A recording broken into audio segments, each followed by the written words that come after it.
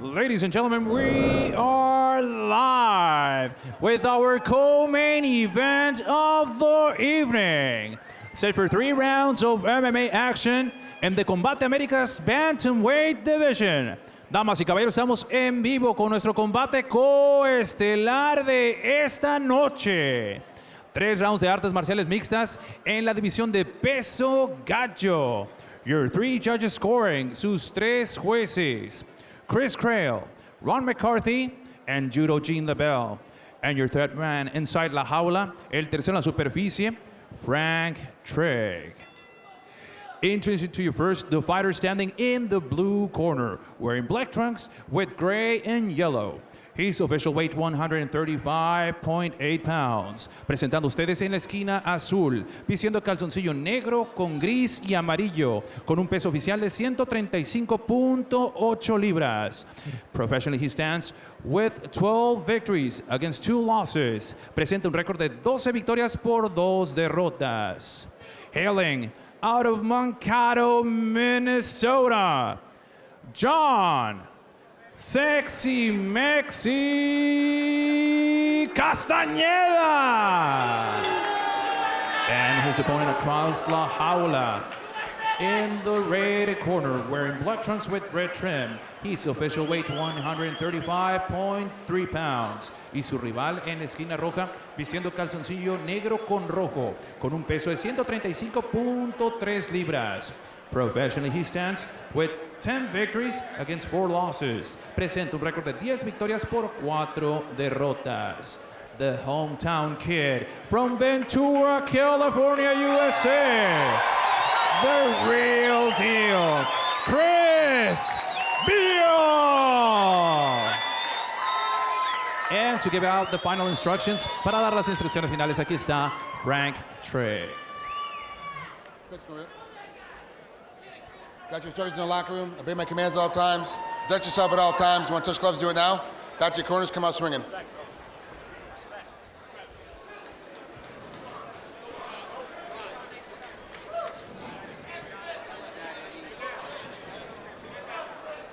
And we are moments away from what should be an explosive bout slated for 3 5s. Castaneda taking on Beal.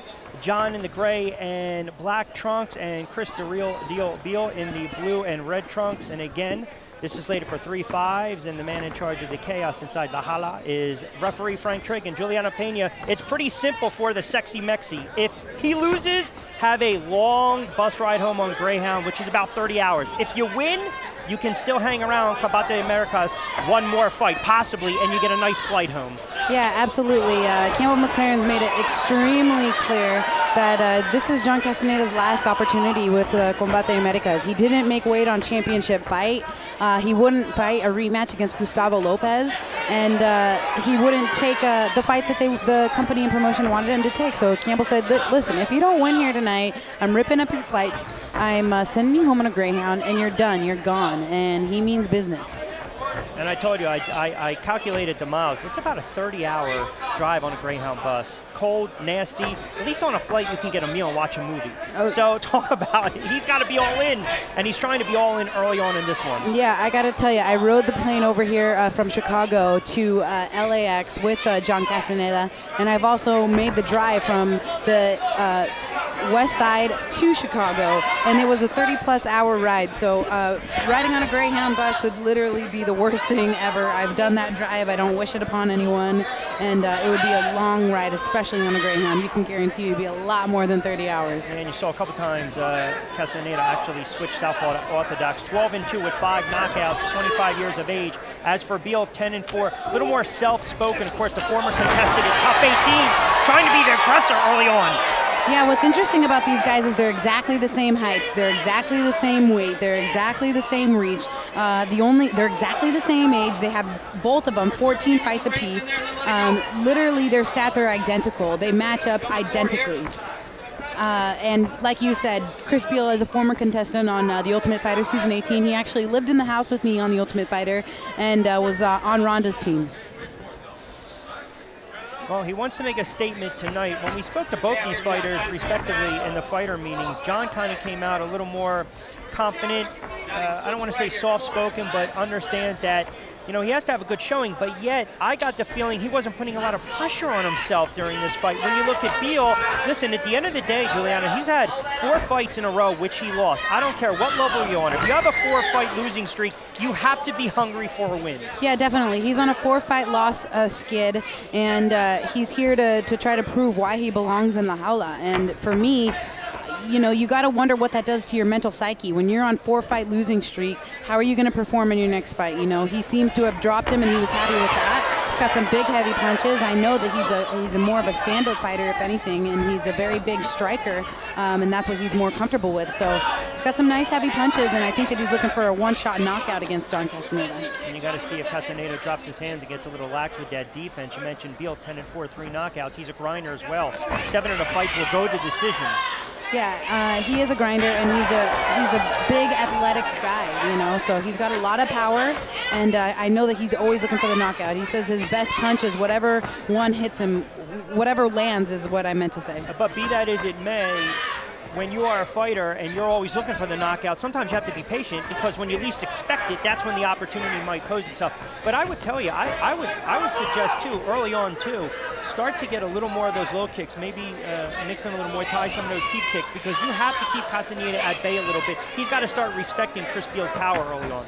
Yeah, absolutely. Sexi Mexi's been dropped twice so far and been caught by Chris Beal's big power punches. So he needs to definitely be wary of that and be very smart about how he's coming in on the inside. Under a minute to go, round number 1. Beal really picked up the pace in round number 1 and caught John several times throughout. You see, he's just trying to stick that left there, just being lazy with it, try to possibly bait John in.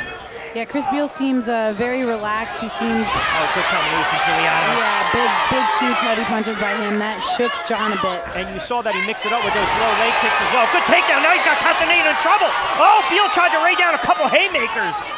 And John stands up early. I like it. Nice big power double right down the center from Chris Beal, and the crowd went crazy for it. He definitely has a crowd on his side. He's from Ventura, and this is his hometown. He's the local boy around here.